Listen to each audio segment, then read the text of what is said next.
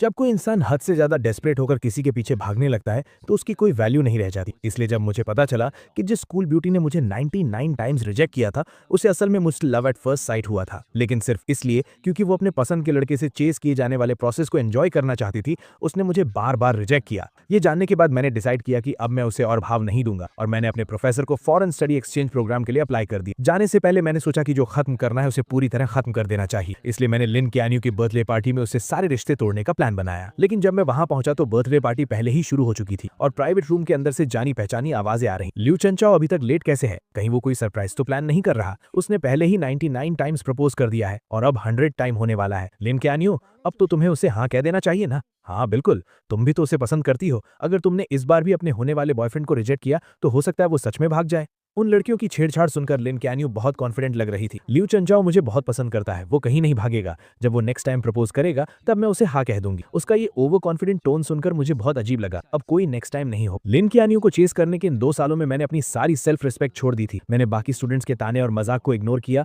और हर रोज उसे खुश करने के लिए नए नए तरीके आजमाए, लेकिन मेरे सच्चे प्यार का कभी कोई जवाब नहीं मिला। मैंने कई बार गिव अप करने का भी सोचा और न जाने कितनी रातें अकेले रोते हुए गुजारी, लेकिन अगले दिन मैं फिर से हिम्मत जुटाकर उसके पीछे लग जाता था। यहाँ तक कि उसके करीब रहने के लिए मैंने उस फॉरेन एक्सचेंज स्टूडेंट प्रोग्राम को भी लगभग छोड़ ही गया था, जिसे पाना बहुत मुश्किल था। जब तक कि उस दिन मैंने गलती से लिन कैन्यू का फोन नहीं देख लिया। तब मुझे पता चला कि लिन कैन्यू को भी मुझसे लव एट फर्स्ट साइट हुआ था। उसने मेरा contact name dear husband save किया हुआ था और उसकी गैलरी में मेरी हजारों फोटोज थी। लेकिन ये जानने के बाद कि वो भी मुझे पसंद करती है, मुझे बिल्कुल भी खुशी नहीं हुई, बल्कि मुझे बहुत गुस्सा आया और सब कुछ एक मजाक लगने लगा। मैं थक चुका हूँ, मैंने हार मान ली है। अब मैं बस जाना चाहता हूँ और लिन कैन्यू की दुनिया से हमेशा के लिए गायब होना चाहता हूँ। जैसे ही मैंने दरवाजा खोला, रूम के अंदर की बातें अचानक रुक गईं। सबने बड़ी चालाकी से मुंह घुमा लिया और दूसरी बातें करने लगे, जैसे उन्होंने मुझे देखा ही ना हो। लिन कैन्यू ने भी अपनी ड्रिंक उठाई और गेम में शामिल हो गई। उसने एकदम कोल्ड सा फेस बना रखा था और मेरी तरफ देखा तक नहीं। मैंने उसकी तरफ देखा और मुझे मानना पड़ा कि उसकी एक्टिंग सच में कमाल की थी। पूरे रूम के लोगों के मुझे इग्नोर करने पर भी मुझे बिल्कुल बुरा नहीं लगा।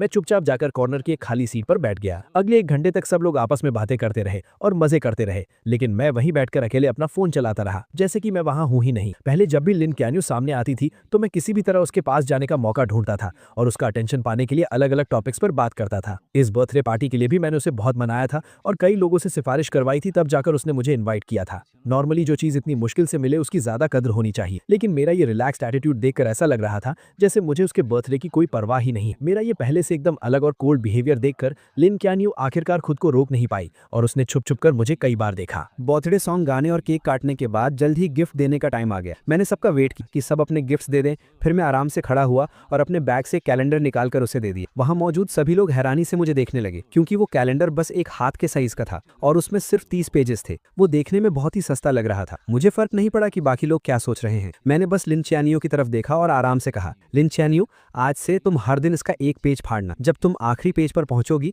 तो तुम्हारे लिए एक सरप्राइज होगा और वही मेरा तुम्हारे लिए लेट बर्थडे गिफ्ट है। ये सुनते ही उसके कुछ रूममेट जोर जोर से हंसने लगे। 100th टाइम प्रपोज करने का प्लान है क्या? तुम में सच में बहुत हिम्मत है। 2 साल हो गए और तुम अभी भी लगे हुए हो। तुम सच में चियानियो को बहुत पसंद करते हो ना? उनकी इन बातों को सुनकर लिन चियानियो ने भी यही सोचा कि ये 100th प्रपोजल का काउंटडाउन कैलेंडर है। उसके होंठों पर हल्की सी स्माइल आई, लेकिन उसने तुरंत उसे छुपा लिया और फिर से अपना कोल्ड फेस बना लिया। मैंने बस ये कहा था कि जब तुम 100 टाइम्स प्रपोज कर लोगे तब मैं इसके बारे में सोचूंगी। मैंने ये नहीं कहा था कि मैं पक्का हाँ कह दूंगी। मुझे पता था कि वो सब गलत समझ रहे थे। आखिरी पेज फाड़ने वाला दिन मेरे प्रपोज करने का दिन नहीं था, बल्कि वो दिन था जब मैं उसकी दुनिया से पूरी तरह गायब होने वाला था। मैंने कुछ एक्सप्लेन नहीं किया, बस हल्का सा हंसा और बोला, लिन चियानियो, मैं इतने टाइम से तुम्हारे पीछे हूँ लेकिन तुम्हें इंप्रेस नहीं कर पाया। मैं सच में जानना चाहता हूँ कि आखिर तुम्हारा आइडियल टाइप कैसा है। मेरे ये पूछते ही पूरा रूम शांत हो गया और सब उसकी तरफ एक अजीब सी नजरों से देखने लगे। लिन चियानियो ने मेरी तरफ घूर कर देखा, कुछ सेकंड्स तक चुप रही और फिर धीरे से बोली, मेरा आइडियल टाइप। उसने अभी बात शुरू ही की थी कि बंद दरवाजा अचानक खुला और सबका अटेंशन उस तरफ चला गया। सबकी नजरों के सामने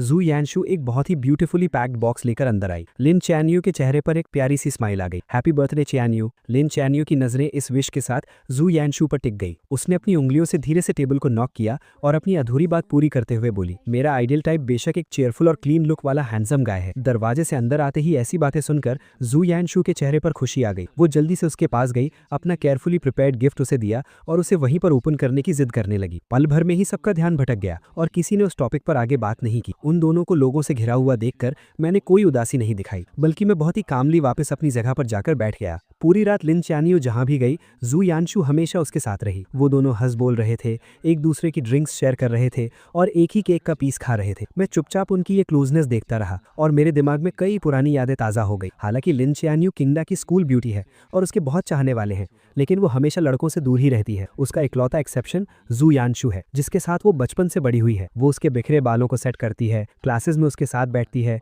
और उसका बैग उठाती है और उसके लिए दूसरे कॉलेजेस की लड़कियों से बैट लगाकर कम्पीट करती है। उसकी ये सारी स्पेशल ट्रीटमेंट मेरे दिन में कांटों की तरह चुभती थी। लेकिन सच्चाई पता चलने वाले दिन मुझे समझ आया कि भले ही लिन चानियो और जू यानशु बचपन के दोस्त हों, लेकिन पहले वो इतने क्लोज नहीं थे। जू यानशु पूरा दिन लिन चानियो के पीछे घूमती थी, लेकिन उसने कभी उसे भाव नहीं दिया था। मेरी एंट्री के बाद ही उसने जानबूझकर मेरे सामने जू यानशु के साथ क्लोज होने का नाटक शुरू किया था, सिर्फ इसीलिए ताकि मुझे जेलस फील हो और मैं उसे चेज करने के लिए और ज्यादा मोटिवेट हूं। इसीलिए अब लिन चानियो को मेरे सामने ये सब नाटक देखकर मुझे सिर्फ हंसी आ रही थी। मैंने अपना ग्लास नीचे रखा, खड़ा हुआ और वॉशरूम चला गया। मैंने अपने चेहरे पर पानी के छींटे मारे, जिससे मुझे थोड़ा होश आया। मैंने अपने बैग से टिश्यू निकाला और चेहरे से पानी पोंछने लगा। मेरा चेहरा ढका हुआ था, इसलिए मुझे पता ही नहीं चला कि अचानक कोई मेरे पास आकर खड़ा हो गया। जब मैंने जू यानशु की वो अजीब सी ताने मारने वाली आवाज सुनी, तब मुझे एहसास हुआ कि कुछ गड़बड़ है। लोचेंजो, तुम इतने सालों से सिस्टर चियानियो के पीछे पड़े हो, लेकिन उसने कभी हाँ नहीं कहा, और तुम्हारी इतनी हिम्मत कि तुम बेशर्मों की तरह इस बर्थडे पार्टी में भी आ गए। मैं तुमसे रिक्वेस्ट करती हूँ, वो तुम्हें बिल्कुल पसंद नहीं करती। क्या तुम्हें थोड़ी भी सेल्फ रिस्पेक्ट नहीं है? तुम बस एक सस्ते डेस्परेट इंसान हो। उसकी बातें सुनकर मेरे चेहरे पर जरा सा भी गुस्सा नहीं। मैंने बस उसे कामली देखा और पूछा, क्या तुम्हारी बकवास खत्म हो गई? जू यानशु को मेरे ऐसे रिएक्शन की उम्मीद नहीं, इसलिए वो कुछ पल के लिए हैरान रह गई। बिल्कुल नहीं। क्या तुम्हें पता है कि पूरा स्कूल तुम्हारे बारे में क्या कहता है? 99 टाइम्स प्रपोज करने वाला डेस्परेट कुत्ता। आखिरकार तुम भी एक स्टूडेंट हो,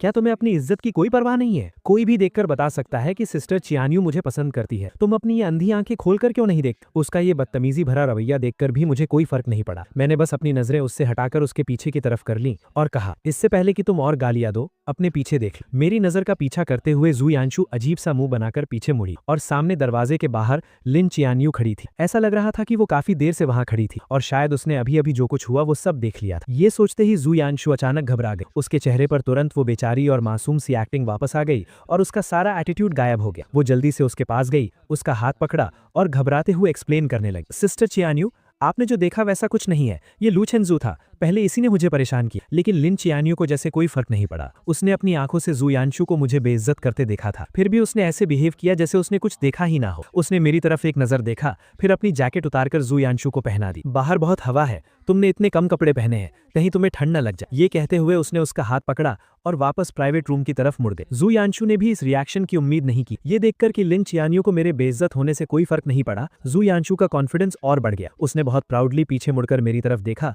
और मुझे एक मजाक उड़ाने वाली स्माइल दी। मेरा सिर नीचे था, इसलिए मैंने जू यानशु का वो ताना नहीं देखा। मैंने गीले टिश्यू को मोड़कर डस्टबिन में फेंका और मुड़कर सीढ़ियों से नीचे चला गया। सीढ़ियां एकदम शांत थी, सिर्फ मेरे कदमों की आवाज आ रही। उस अंधेरे में जो कुछ भी अभी हुआ वो मेरे दिमाग में घूमने लगा और मेरे होठों पर एक हल्की सी हंसी आ गई। जब वो जू यानशु को जैकेट पहना रही थी तो उसकी नजरें साफ तौर पर मुझ पर टिकी थी, जबकि उसके मुंह से जू यानशु की फिक्र वाले वर्ड्स निकल रहे थे। मुझे मानना पड़ेगा, उसकी एक्टिंग स्किल्स सच में कमाल। अगर मुझे उसके छुपे हुए इरादों के बारे में पहले से पता ना होता तो शायद मैं सच में उसके धोखे में आ जाता। बाहर जोरों की बारिश हो रही थी और कैब्स लगभग बंद हो चुकी थी। सब लोग बार के दरवाजे पर ही फंस गए थे। लिन चियानियो ने अपने फैमिली ड्राइवर को बुला लिया और कहा कि वो जू यानशु को घर छोड़ेगी। इतनी रात हो गई है, सब जा चुके हैं और लूचेंजू को अकेले यहाँ कैब का वेट करना अच्छा नहीं लगेगा ना। लिन चियानियो ने ड्राइवर से छाता लिया और बोली, उसके पास पैर है, वो खुद चला जाएगा। ये कहकर उसने मेरे रिएक्शन की परवाह किए बिना जू यानशु को लिया और कार में बैठ गए। बारिश में दूर जाती उस स्पोर्ट्स कार को देखकर मुझे कोई फर्क नहीं पड़ा। मैं अपनी कैब ऐप पर कैब ढूंढता रहा। ठंडी हवा में 2 घंटे से ज्यादा वेट करने के बाद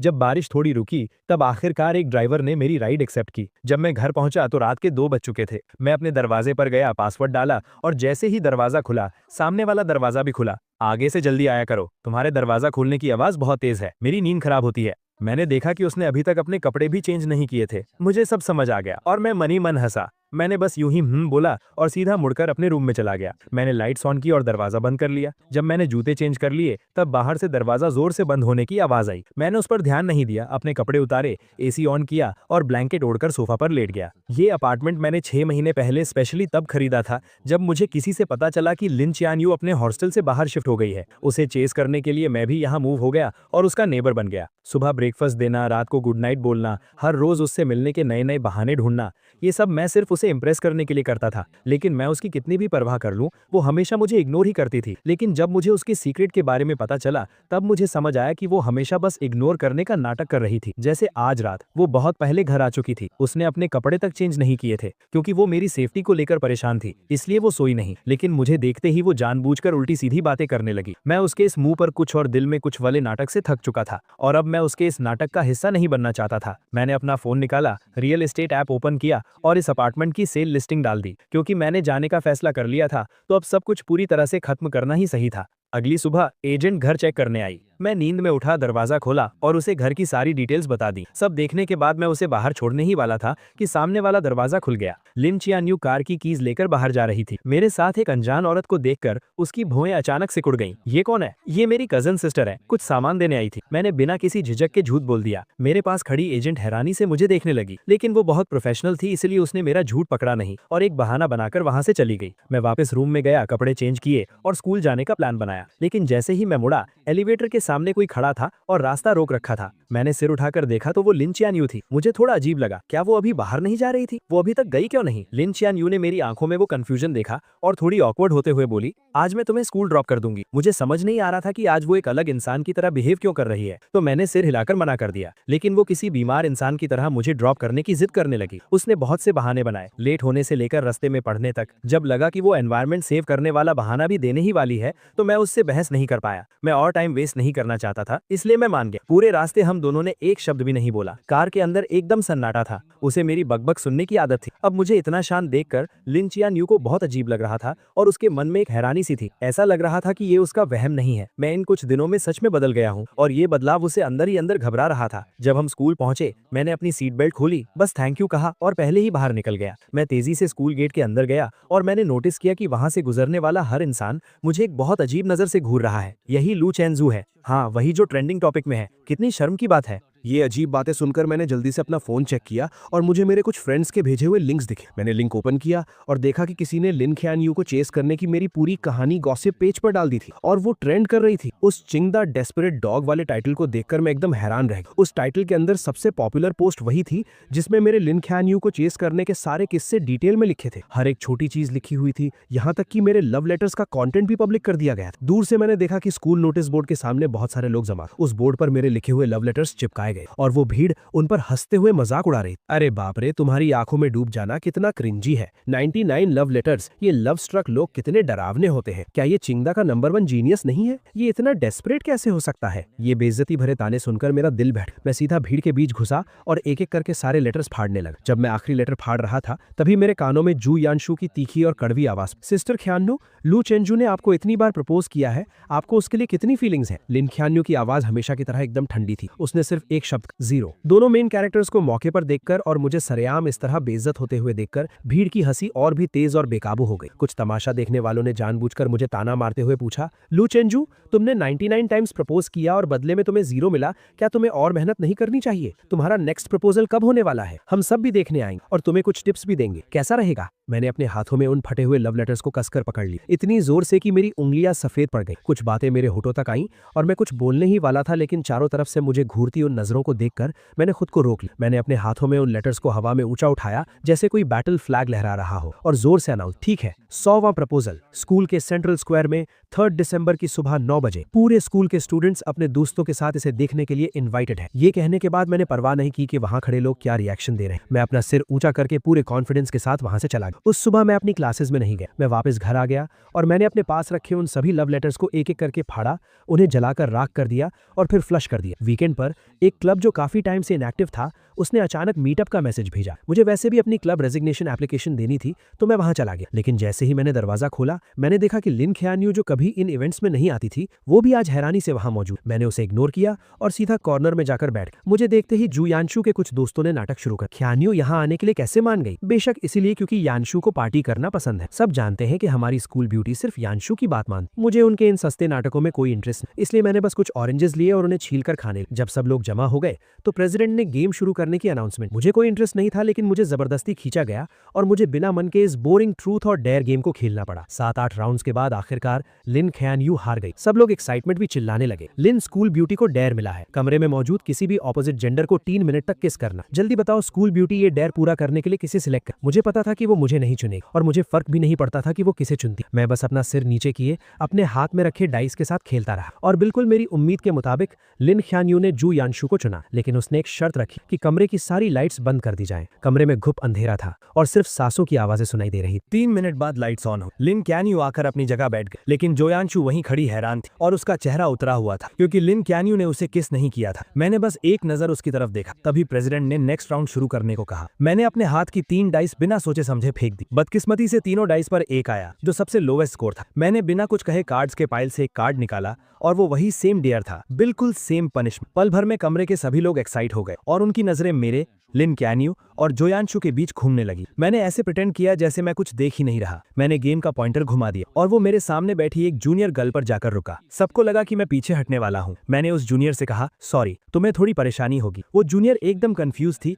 और बस खड़ी होने ही वाली थी कि अचानक लिन क्यान्यू झटके से खड़ी हुई और उसने अपनी चेयर को लात मारकर गिरा दी। जब किसी को समझ नहीं आ रहा था कि क्या हुआ, उसने ठंडे स्वर में बात काटते हुए कहा, बहुत देर से खेल रहे हैं, मैं थक गई हूँ, अब ब्रेक का टाइम है ना। उसके रूममेट्स भी हाँ में हाँ मिलाने लगे तो प्रेसिडेंट को मजबूरन पनिशमेंट को होल्ड पर रखना पड़ा। ब्रेक के दौरान कुछ लड़कियों ने कहा कि उन्हें भूख लगी। रूममेट्स तुरंत कमरे के लड़कों को नीचे खाने पीने का सामान लाने के लिए ले गए और उन्हें गए हुए 20 मिनट हो गए। उन्हें वापस आता ना देख प्रेसिडेंट और वेट नहीं करना चाहता था, इसलिए उसने गेम कंटिन्यू करने की अनाउंसमेंट की। मैंने अपना फोन नीचे रखा और चारों तरफ देखा। तब मुझे पता चला कि वो जूनियर वहां नहीं थी। सच कहूं तो लिन क्यान्यू को छोड़कर वहां कोई भी लड़की नहीं थी। मुझे गेस करने की जरूरत नहीं थी। मुझे पता था कि ये लिन क्यान्यू ने जानबूझकर किया है, लेकिन मैं उसके प्लान को सक्सेसफुल नहीं होने देना चाहता था। इसलिए मैंने अपने सामने रखा 500 ml का ग्लास उठाया और सबकी तरफ इशारा किया। मैंने जिस पार्टनर को सिलेक्ट किया था वो जा चुका, इसलिए गेम के रूल्स के हिसाब से मैं ड्रिंक खत्म करके अपनी पनिशमेंट पूरी करूंगा। ये कहने के बाद मैंने बिना कोई एक्सप्रेशन बदले पूरा ग्लास एक सांस में खत्म कर दी। लिन क्यान्यू को उम्मीद नहीं थी कि मैं उसे चुनने के बजाय ड्रिंक पीना चूज करूंगा। उसका चेहरा तुरंत गुस्से से डार्क हो गया। उसने मेरी तरफ देखा जिसका चेहरा अब लाल हो रहा था और अपने हाथ में पकड़े डाइस को इतनी जोर से दबाया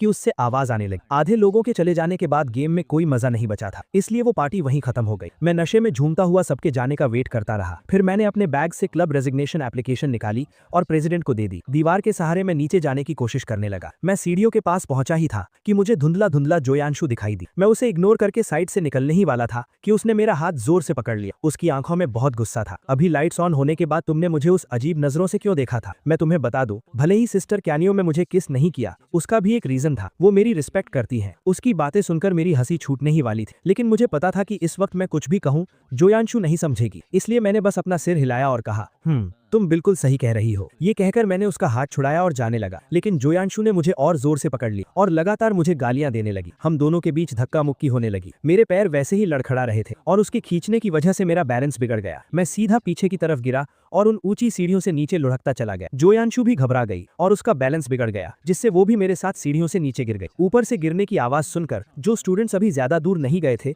वो तुरंत मुड़े और वापस भागे। हम दोनों को इतनी बुरी तरह घायल देखकर सब घबरा गए। आखिर में लिन क्यान्यू ने किसी को कांटेक्ट किया और हमें अपने फैमिली हॉस्पिटल भेज दिया। चेकअप के बाद डॉक्टर ने बताया कि मेरी हड्डी क्रैक हो गई है और अगर टाइम पर सर्जरी नहीं हुई तो मैं हमेशा के लिए डिसेबल्ड हो सकता हूँ। जब से उसे पता चला कि हमें चोट लगी है, उसकी नजरें मुझसे एक पल के लिए भी नहीं हटी। मेरे पीले पड़े चेहरे और माथे से टपकते पसीने को देखकर ऐसा लग रहा था जैसे वो भी मेरे दर्द को फील कर रही थी और उसका दिल भी दर्द से तड़प रहा था। ऑपरेशन थिएटर रेडी था, लेकिन हॉस्पिटल में अभी सिर्फ एक ही एक्सपर्ट डॉक्टर मौजूद था जो ये सर्जरी कर सकता था। लिन क्यान्यू को डिसाइड करना था कि पहले सर्जरी किसकी होगी। उसने बिना सोचे मेरी तरफ देखा और मेरी नजरें भी उसी पर थी। मेरी उन आंखों में अब पहले वाला प्यार और पागलपन नहीं था, बस एक मरे हुए तालाब जैसी शांति थी। मेरी उस नजर को देखकर लिन क्यान्यू का दिल जोर से कांप उठा। मिस, प्लीज जल्दी डिसाइड कीजिए, पहले की सर्जरी करनी है। मैं स्ट्रेचर पर अपने पीले पड़े चेहरे के साथ लेटा हुआ था। बेहोश होने से ठीक 1 सेकंड पहले मैंने लिन क्यान्यू को पूरे कॉन्फिडेंस के साथ एक नाम लेते हुए सुना, जोयांशु। पहले जोयांशु को बचाओ। जल्दी ही डॉक्टर्स जोयांशु को ऑपरेशन थिएटर में ले गए। जैसे ही वो दरवाजा बंद हुआ मैं पूरी तरह से बेहोश हो गया। जब मुझे दोबारा होश आया तब तक एक दिन बीत चुका था। आंखें खोलते ही सबसे पहले मैंने अपने पैरों को हाथ लगाकर चेक किया। जब मुझे फील हुआ कि मेरे पैर अभी भी सही सलामत हैं, तब जाकर मैंने चैन की सांस ली। मेरी आंखों से खुशी के आंसू छलक पड़े। थैंक गॉड, मैं डिसेबल्ड नहीं हुआ। खबर मिलते ही मेरे पेरेंट्स तुरंत आ गए और मुझे टॉप फ्लोर के वीआईपी वार्ड में शिफ्ट कर दिया, जहां वो मेरी देखभाल करने लगे। 2 घंटे बाद जू यांशु को मेरे ठीक सामने वाले वार्ड में शिफ्ट किया गया। लिन क्यून्यू खुद उसका हाथ पकड़कर उसे अंदर लेकर आई। चेकअप्स में आसानी हो इसलिए दोनों वार्ड्स के दरवाजे खुले हुए थे और मैं सामने वाले वार्ड में जो कुछ भी हो रहा था वो सब साफ साफ सुन सकता था। जू यांशु दर्द से परेशान थी तो लिन क्यून्यू को अलग अलग बातों से उसका ध्यान भटकाने की कोशिश कर रही थी। हॉस्पिटल का खाना उसे पसंद नहीं आ रहा था तो लिन क्यून्यू खुद घर जाकर उसके लिए लाइट और हेल्थी खाना बनाकर लाई। वार्ड में खाली बैठे उसे बोर फील हो रहा था तो लिन क्यून्यू उसके टाइम पास के लिए अलग अलग मजेदार चीजें लेकर आई। इन 10 दिनों में वो दोनों इतने क्लोज हो गए कि नर्सेस भी गॉसिप करने लगी कि क्या हॉस्पिटल के डायरेक्टर को उनका होने वाला दामाद मिल गया है। मैं चुपचाप ये सब सुनता रहा और मैंने कोई दखल नहीं दिया, लेकिन मुझे अच्छे से पता था कि लिन क्यून्यू ये सब नाटक सिर्फ मुझे दिखाने के लिए कर रही है। आखिरकार मैंने इस वार्ड का दरवाजा सैकड़ों बार बंद किया था, लेकिन हर बार दरवाजा बंद होते ही कोई नर्स चेकअप के लिए आ जाती। ये कोई इत्तेफाक तो बिल्कुल नहीं। डिस्चार्ज वाले दिन मुझे बेसमेंट पार्किंग में वो दोनों फिर मिल गए। मुझे आता देख लिन क्यून्यू ने व्हील चेयर पर बैठी जू यांशु को उठाया और कार में बिठा दिया। लू चेंजो, मैंने सुना है तुम क्यून्यू के घर के सामने ही रहते हो, चलो हम तुम्हें ड्रॉप कर देते हैं। मैं उनसे कोई बात नहीं करना चाहता था तो मैंने बिना सिर उठाए सीधा अपनी कैब में बैठ गया। जब कैब मेरे अपार्टमेंट के नीचे पहुंची मैंने अपने पेरेंट्स की हेल्प लेने से मना कर दिया और अपनी क्रचेस के सहारे अकेले ही घर चला गया। एलिवेटर बेसमेंट 1 से फर्स्ट फ्लोर पर आई। लिन क्यून्यू जिसे जू यांशु को घर छोड़ने जाना था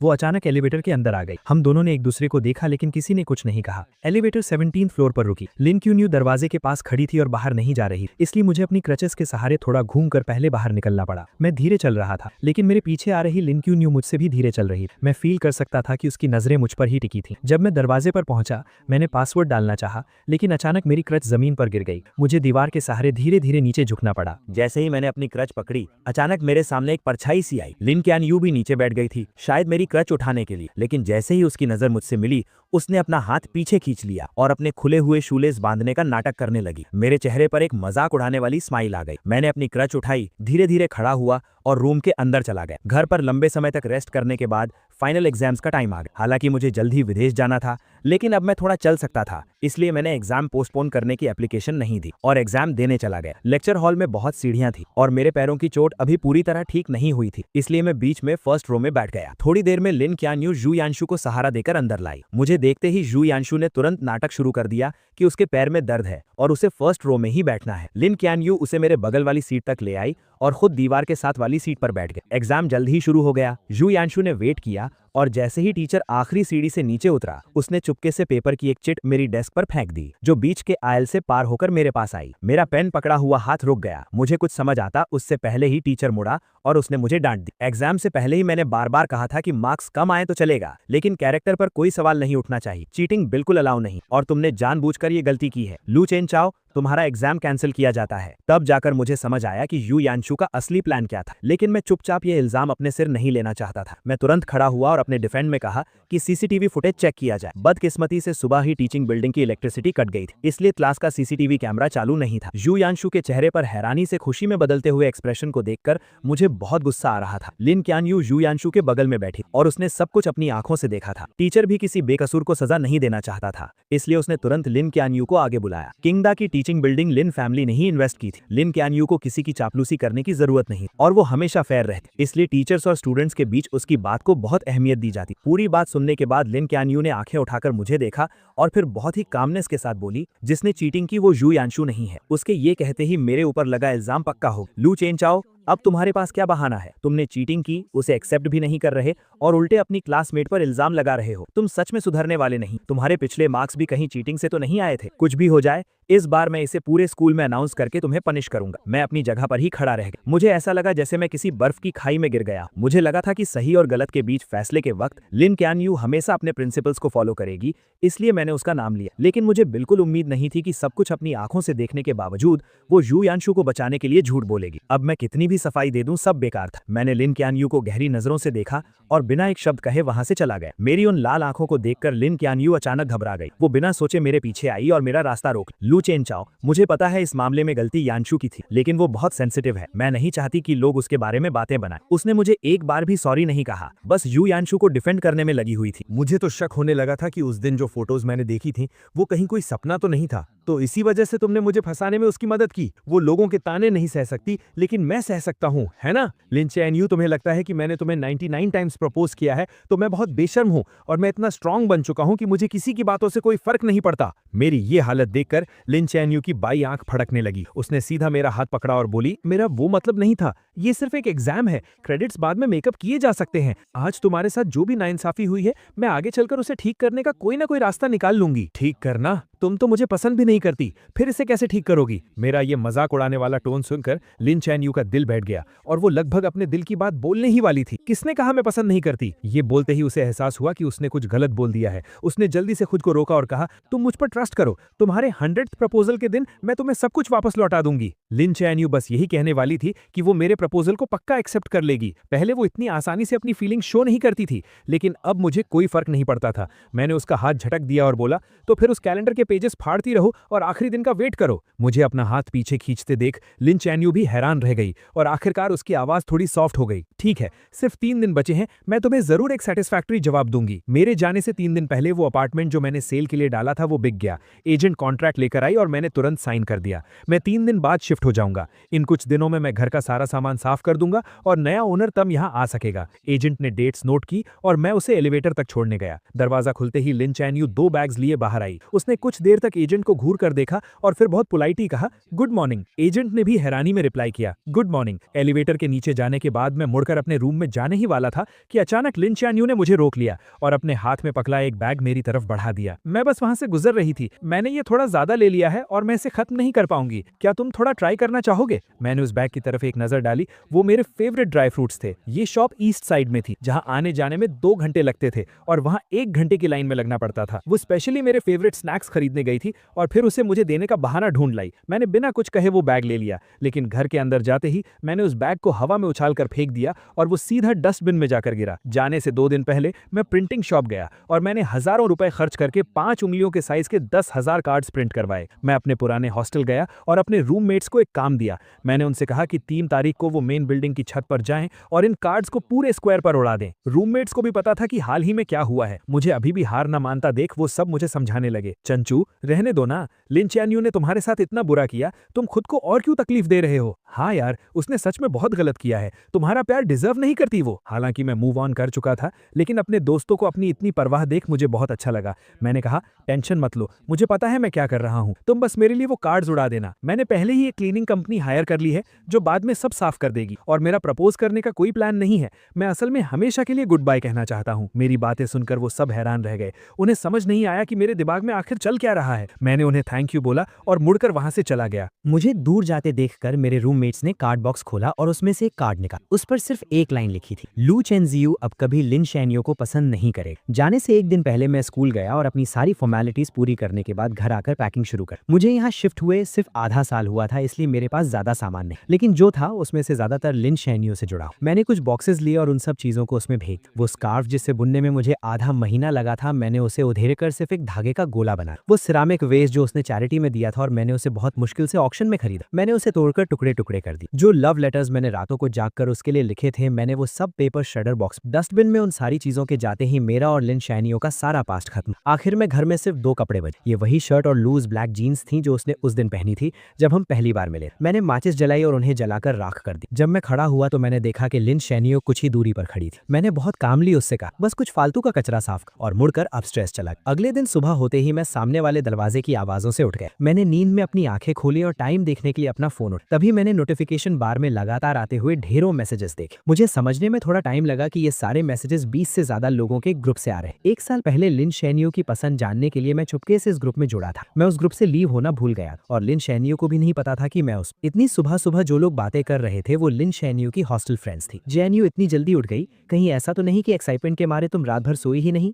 ये भी कोई पूछने की बात। वो कल रात 11 बजे से ही तैयारी में लगी। क्या इस बार सच में तुम लू चेनजियू का प्रपोजल एक्सेप्ट करने वाली हो? यहाँ तक स्क्रॉल करने के बाद मेरे हाथ रुक गए। मैंने देखा कि नीचे लिन शैनियो ने एक लंबा सा मैसेज टाइप किया हुआ था। प्रपोजल एक्सेप्ट करने की बात नहीं है, हम दोनों एक दूसरे को पसंद करते हैं तो हमारा साथ आना तो वैसे भी तय। अब ये फालतू के सवाल मत, मुझे ये बताओ कि आज कौन सी ड्रेस ज्यादा अच्छी लगेगी, ये वाली या ये ये वाली। उसके भेजी गई दर्जनों ड्रेसेस की फोटोज देखकर ग्रुप में खलबली मच गई। हे भगवान, इतनी सारी तैयारियां! क्या ये हमारी वही कोल्ड स्कूल ब्यूटी है जो लड़कों से दूर रहती थी? उन सब के रिएक्शंस के बीच लिन शैनयू ने सिर्फ एक ही रिप्लाई की, मैं उसे बहुत पसंद करती और इस जिंदगी में मुझे उसके अलावा और कोई नहीं चाहिए। ये एक लाइन देखकर मेरी हंसी छूट गई और मेरे दिमाग में पुरानी बातें घूमने लगी। उसका ये मुझे पसंद है वाला मैसेज देखकर मुझे ओ हेनरी की कहानियों की तरह एक बहुत बड़ा मजाक महसूस हुआ। वो मुझे पसंद करती थी, इसलिए उसने 99 टाइम्स मेरा प्रपोजल रिजेक्ट और मुझे सबके सामने एक मजाक बनने। वो मुझे पसंद करती थी, इसलिए वो मुझे इग्नोर करती थी और जानबूझकर दूसरे लड़कों के क्लोज जाकर मुझे जेलस फील कराती। वो मुझे पसंद करती थी, इसलिए उसने सच को झूठ में बदलकर मुझ पर झूठे इल्जाम लगाए और मेरी सच्ची फीलिंग्स को पैरों तले रौंद दिया। अगर उसका प्यार ऐसा है तो मुझे ऐसा प्यार नहीं चाहिए। ग्रुप चैट में मैसेजेस अब और तेजी से आ रहे थे। हॉस्टल में रहने वाली कुछ लड़कियों ने वहां की कुछ फोटोज भेजी। अभी बस 7 बज रहे थे, लेकिन स्क्वायर में पहले से ही बहुत भीड़ जमा हो गई। सब मेरा 100th प्रपोजल देखने आए थे। जैन्यू जल्दी आओ, कहीं ऐसा ना हो कि प्रपोजल शुरू हो जाए और तुम जो मेन हीरोइन हो तुम्हें अंदर घुसने की जगह नहीं मिले। मैं ग्रुप से बाहर निकलने ही वाला था कि मैंने देखा लिन चियनयू ने मुझे एक मैसेज भेजा था, मैं निकलने वाली हूँ और तुम? मैं भी निकलने के लिए तैयार हूँ, बस फर्क इतना है कि मैं हमेशा के लिए निकलने वाला हूँ। मुझे अचानक ये देखने का बहुत मन हुआ कि ग्राउंड पर उन कार्ड्स को हवा में उड़ता देखकर लिन चियनयू का रिएक्शन क्या हो। जब उसे पता चलेगा कि मैं देश छोड़कर जा चुका हूँ तो उसे कैसा फील होगा। लेकिन अफसोस, मैं वो सब नहीं देख पाऊंगा। आज के बाद लिन चियनयू से मेरा कोई लेना देना नहीं है। मैंने आराम से अपनी पैकिंग खत्म की, मुड़कर उस खाली रूम को देखा और फिर अपना फोन निकालकर लिन चियनयू के सारे नंबर्स और अकाउंट्स ब्लॉक कर दिए। ये सब करने के बाद मुझे इतनी शांति मिली जो मैंने पहले कभी फील नहीं की थी। मैंने अपना सूटकेस उठाया, मुड़कर दरवाजे से बाहर निकला और अपनी एक नई और बेहतरीन जिंदगी की तरफ कदम बढ़ा। 9 बजने में अभी 5 मिनट बाकी। स्क्वायर में इतनी भीड़ थी कि पैर रखने की भी जगह नहीं। यहाँ तक कि सिक्योरिटी गार्ड्स को भी ऑर्डर मेंटेन करने के लिए आना पड़ा। नीचे इतने सारे लोगों की भीड़ को देखकर मेरे रूममेट्स हैरान रह गए और खुशी से बातें करने लगे। इतने सारे लोग, इसका मतलब है जो भी होने वाला है वो तुरंत पूरे स्कूल में फैल जाएगा। ये अच्छा ही है, वरना चैन झू के जाने के बाद भी लोग पीठ पीछे उसके बारे में बातें करते रहेंगे। वो आपस में बातें कर ही रहे थे कि टाइम हो गया, 8:59 हो गए हैं, चैन झू पहुंच चुका होगा। जल्दी करो, जो कार्ड्स फेंकने वाले हैं और जो फोटोज क्लिक करने वाले हैं सब रेडी हो जाओ। हमें चैन झू के फ्लाइट में बैठने से पहले उसे ये नजारा जरूर दिखाना है। उनकी बात खत्म होते ही 9 बजे का अलार्म बज उठा। 2 लड़के राइट और लेफ्ट साइड में अपनी पोजीशन पर खड़े हो गए और विंडो पर रखे उन कार्ड्स के ढेरों को हवा में उड़ा दी। पल भर में ही वो सफेद कार्ड 16th फ्लोर की छत से हवा में तैरते हुए नीचे गिरने लगे। स्क्वायर में खड़े किसी कमजोर नजर वाले स्टूडेंट ने चिल्लाकर कहा, देखो स्नो गिर रही है, और सबने अपना सिर ऊपर उठा लिया। जैसे ही वो कार्ड्स नीचे गिरने वाले थे, लोगों ने उन्हें पकड़ने के लिए छलांग लगाई, ये देखने के लिए कि आखिर उन पर क्या लिखा है। और स्क्वायर के बिल्कुल बीच में खड़ी लिन चियनयू भी अपना सिर उठाकर ऊपर देख रही थी। उसके साथ खड़ी लड़कियां भी इस नजारे को देखकर हैरान थी। वाओ, ये कितने सारे हैं, कम से कम 10,000 कार्ड्स होंगे। लू चेनझू ने सच में बहुत मेहनत की। अपनी सहेलियों की ये तारीफें सुनकर लिन चियनयू का दिल भी उम्मीदों से भर गया। उसने अपना हाथ ऊपर किया और एक कार्ड कैच कर ली। उसने चेहरे पर स्माइल के साथ उसे पलटा, लेकिन जैसे ही उसने उस पर लिखे वर्ड्स पढ़े, उसके चेहरे की स्माइल वहीं जम गई। उसके बगल में खड़ी सहेलियां उसे चिढ़ाने के लिए आगे आईं, लेकिन कार्ड पर लिखे वर्ड्स देखकर उनकी भी आंखें फटी रह गई और वो हकलाते हुए बोली, ये इम्पॉसिबल है, पक्का कोई गलती हुई है। वो उसे दिलासा देते हुए नीचे गिरे बाकी कार्ड्स उठाने लगी और लिन चेनयू को दिखाने लगी, लेकिन उन नए कार्ड्स पर भी बिल्कुल सेम चीज प्रिंट थी। लू चेनजू अब कभी लिन चेनयू को पसंद नहीं करेगा। अब सब लोग सच में घबरा गए थे। उन्होंने जल्दी से अपने बगल में खड़े लोगों के हाथ से कुछ कार्ड्स छीन लिए, लेकिन उन्हें पढ़ने के बाद उनके दिलों का डर और बढ़ गया। ये कैसे पॉसिबल है? क्या ये प्रपोजल है? ये क्या बकवास लिखी? कहीं किसी ने जानबूझकर गड़बड़ तो नहीं की है? वो लोग अभी भी बहाने बना ही रहे थे कि तभी भीड़ में खड़े बाकी लोगों के हाथ में भी कार्ड्स आ गए और वो जोर जोर से चिल्लाने लगे, लू चेनजू अब कभी लिन चेनयू को पसंद नहीं करेगा। अरे तो ये प्रपोजल नहीं था यार, सबको यहाँ बेवकूफ बनाकर बुलाया गया सिर्फ ये क्लियर करने के लिए। इतनी मेहनत से प्रमोशन किया, अब तो पूरे स्कूल को पता चल गया। लोगों की तेज होती इन आवाजों और बातों को सुनकर लिन चेनयू के चेहरे का रंग धीरे धीरे उड़ गया। उसे ऐसा लगा जैसे किसी ने उसका दिल जकड़ लिया हो। उसके दिमाग में ऑक्सीजन की कमी होने लगी और सब कुछ ब्लैंक हो गया। उसकी आंखों में सिर्फ हैरानी और डर साफ दिखा जा सकता था। स्क्वायर में खड़े हजारों लोग पंजों के बल उठकर उसका रिएक्शन देखने की कोशिश कर रहे थे और सबकी उम्मीदों के मुताबिक उसने अपने हाथ के कार्ड्स फेंक दिए और तेज कदमों से मेन बिल्डिंग की तरफ भागने लगे। तमाशा देखने वाले लोग भी तुरंत उसके पीछे पीछे जाने लगे। आखिरी कार्ड्स का बंडल नीचे फेंकने के बाद रूममेट्स भी जाने की तैयारी कर रहे, लेकिन जैसे ही वो दरवाजे के पास पहुंचे, सामने से लिन चैनयू आ गई। वो अपनी सहेलियों के साथ भागकर ऊपर आई थी और कुछ ही सेकंड्स में उनके पीछे तमाशा देखने वालों की भारी भीड़ भी वहां आ गई। लिन चैनयू को देखकर रूममेट्स ने तुरंत उसे ताना मारना शुरू कर दी। ओहो, तो ये हमारी चिंगडा की स्कूल ब्यूटी है ना? क्या तुम कहती नहीं थी कि लू चेनझू तुम्हारे लायक नहीं है? तो फिर तुम इस बोरिंग से तमाशे में हिस्सा लेने क्यों आई हो? उनकी ये तानेबाजी सुनकर लिन चैनयू के हाथ कसकर मुट्ठी बन गए। उसका चेहरा गुस्से से लाल हो गया और उसने पूछा, क्या ये कार्ड्स तुम लोगों ने अपनी मर्जी से नीचे फेंके हैं? अपनी मर्जी शब्द सुनकर तीनों लड़के जोर से हंस पड़े। हमारी इतनी हिम्मत कहाँ? ये सब लू चेनझू ने बहुत सारे पैसे खर्च करके प्रिंट करवाए थे और बहुत मेहनत से स्कूल तक लेकर आया था। हम तो बस उसका आखिरी काम पूरा करने वाले मजदूर हैं। ये सुनकर पीछे खड़े स्टूडेंट्स आपस में फुसफुसाने लगे। लिन चैन यू को तो लू चेंजो पसंद नहीं था ना। अब जब उस लड़के ने हार मान ली है तो ये इतनी बेचैन क्यों हो रही? तुम्हें क्या पता,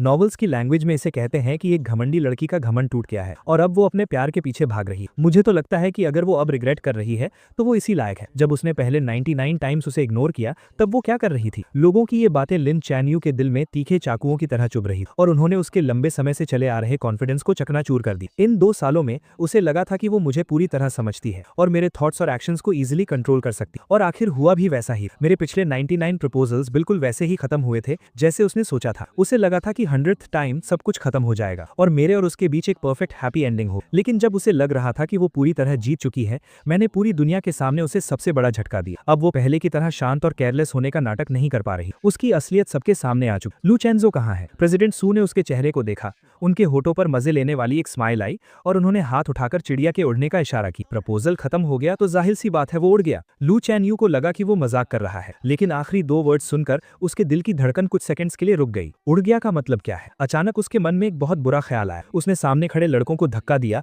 और छत की तरफ भागी। छत बिल्कुल खाली थी, वहां कोई नहीं था और सीढ़ियों और एलिवेटर में लोगों की इतनी भीड़ थी कि मेरा नीचे जाना इम्पॉसिबल था। क्या लू चेंजो आज स्कूल नहीं आया था? ये एहसास होते ही वो बुरी तरह घबरा गई और उसे समझ नहीं आ रहा था कि वो क्या करे। सिक्योरिटी गार्ड्स ने आखिरकार मेन बिल्डिंग में फंसी सारी भीड़ को बाहर निकाला। अपनी सहेलियों के सहारे लिन चैन यू नीचे आई। उसने देखा कि 7-8 स्वीपर्स जमीन से वो कार्ड्स साफ कर रहे थे। वो बिना कुछ सोचे नीचे झुकी और एक कार्ड उठाया जिस पर जूतों के निशान छपे थे। अब जब उसने उन वर्ड्स को देखा तो उसकी फीलिंग्स बदल चुकी थी। उसका गुस्सा और हैरानी अब एक कभी ना खत्म होने वाले डर और घबराहट में बदल चुके थे। कुछ नहीं होगा चैन यू, लू चेंजो ने ये सब पक्का उस सस्पेंशन वाले मामले के गुस्से में किया होगा। तुम वापस जाओ और उसे अच्छे से एक्सप्लेन करो। अपने दिल की सारी बातें उसे बता दो। वो तुम्हें बहुत पसंद करता है, वो तुम्हें पक्का माफ कर देगा। हाँ, उसने तुम्हें 2 साल चेज किया है और 99 टाइम्स प्रपोज किया है। इस बार वो पक्का बस ऐसे ही गुस्सा दिखा रहा है। तुम उसे थोड़ा सा मना लोगी तो वो मान जाएगा। हालांकि सब लोग उसे पॉजिटिव बातें बोलकर समझा रहे थे, लेकिन लिन चैन यू के सिक्स्थ सेंस उसे बता रही थी कि इस बार सब कुछ पहले से बिल्कुल अलग है।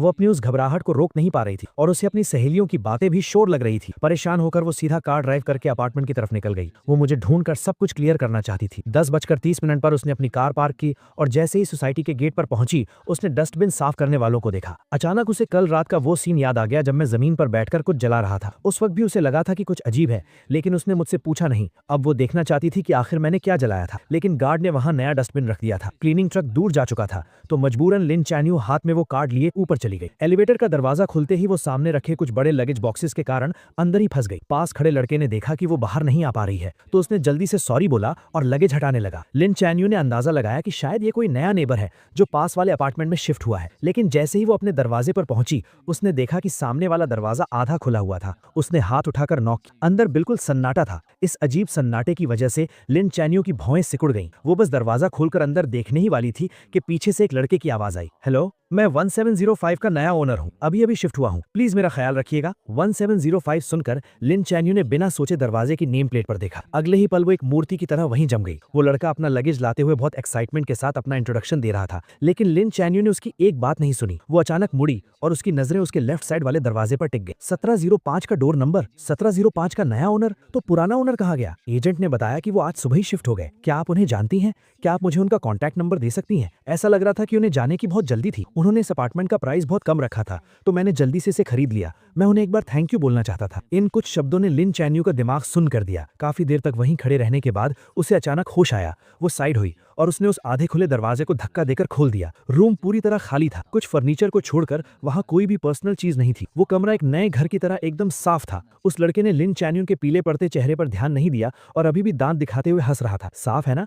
एजेंट ने बताया कि उस भाई ने 3 दिन तक सफाई की। क्योंकि सारा सामान ले जाना मुश्किल था तो उसने बहुत सी चीजें फेंक भी दी। लिन चैन यू को याद ही नहीं था कि वो अपने घर वापस कैसे पहुंचा। जब उसे होश आया तो उसने खुद को दरवाजे के पास जमीन पर गिरा हुआ पाया। उसके पैरों में कोई जान नहीं बची थी और वो पूरी पसीने में भीगी हुई थी जैसे अभी अभी पानी से निकाली गई हो। उसने अपना फोन निकाला, वी चैट पर मेरी प्रोफाइल ओपन की और कांपते हाथों से कुछ वर्ड्स टाइप किए। तुम यहाँ से शिफ्ट क्यों हो गए? जैसे ही उसने सेंड बटन दबाया स्क्रीन पर एक लाल निशान आ गया। उस लाल निशान को देखकर उसकी आंखें कुछ सेकंड्स के लिए वहीं टिक गईं। फिर भी उसे यकीन नहीं हुआ तो उसने कुछ और मैसेजेस सेंड किए, लेकिन हर बार वही सेम फेल्ड मैसेज की वार्निंग आई। फोन की स्क्रीन को देखकर उसे ऐसा लगा जैसे किसी ने उसका गला घोंट दिया हो और उसकी सांस रुकने लगी। जैसे ही उसकी सांस रुकने वाली थी फोन बजा। उसने अपना हाथ हटाया और फोन उठाया। तभी उसे अपनी रूममेट की घबराई हुई आवाज सुनाई दी, चियन चिएनयू, गड़बड़ हो गई। लू चेंजू इटली चला गया है। मैंने अभी अभी नोटिस बोर्ड पर एक्सचेंज स्टूडेंट लिस्ट में उसका नाम देखा है। ये बात लिन चिएनयू के दिल में किसी बिजली की तरह गिरी और एक तूफान ले आई। उसने कैबिनेट पकड़कर खड़े होने की कोशिश की, लेकिन उसके सुन्न पड़े पैर उसका साथ नहीं दे रहे थे। वो सीधे सिर के बल जमीन पर गिर पड़ी और उसका माथा दीवार के कोने से जोर से टकराया। वहां एक गहरा घाव हो गया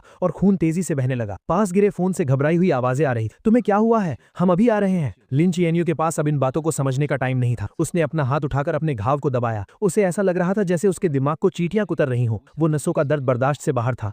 वो सिकुड़कर गोल हो गई और उसके गले से दर्द भरी कराह निकलने लगी। उसकी आंखों के सामने अंधेरा छा गया। पूरी तरह बेहोश होने से पहले उसके दिमाग में बस वही एक लाइन चल रही थी जिसे उसने आज ना जाने कितनी बार पढ़ा था और जो उसके दिल पर छप चुकी थी। लू चेंजू अब कभी लिन चिएनयू को पसंद नहीं करेगा। लिन चिएनयू को बहुत गहरी चोट आई थी। किस्मत से उसकी जान बच गई, लेकिन उसे आईसीयू में एडमिट करना पड़ा। जब उसे होश आया तो उसे पता चला कि 3 दिन बीत चुके हैं। उसकी सहेलियों ने उसके बेड के पास खड़े होकर चैन की सांस ली और फिर उसे बताने लगी कि उसके बेहोश रहने के दौरान क्या क्या हुआ था। जो खबर उन्हें मिली थी उसके हिसाब से लू चेंजू 3 दिन पहले ही इटली पहुंच चुका था, लेकिन अभी तक उसके एडमिशन की फॉर्मेलिटीज पूरी नहीं हुई थी। सुना है कि लिस्ट पब्लिक होने के बाद किसी ने स्कूल में उसकी कंप्लेन कर दी कि उसने अभी कुछ टाइम पहले एग्जाम में चीटिंग की थी, इसलिए उसका एक्सचेंज प्रोग्राम कैंसिल कर देना चाहिए। अगर उसका प्रोग्राम कैंसिल हो गया तो उसे पक्का वापस आना पड़ेगा। चिएनयू, तुम टेंशन मत लो, वो कहीं भाग नहीं सकता। लिन चिएनयू का दिल जोर से धड़कने लगा और उसकी आंखें फटी की फटी रह गईं। वो अभी इस शॉकिंग न्यूज से बाहर भी नहीं आ पाई थी कि दरवाजे पर नॉक हुआ। एक रूममेट भागकर दरवाजा खोलने गई और बाकी तीनों हैरानी से देखने लगी। उन्होंने देखा कि फेमस प्रोफेसर जांग बहुत गुस्से में अंदर आए। उन्होंने बेड पर लेटी लिन चिएनयू की तरफ एक नजर देखा। उनका वो बिना कुछ कहे डराने वाला ऑरा ऐसा था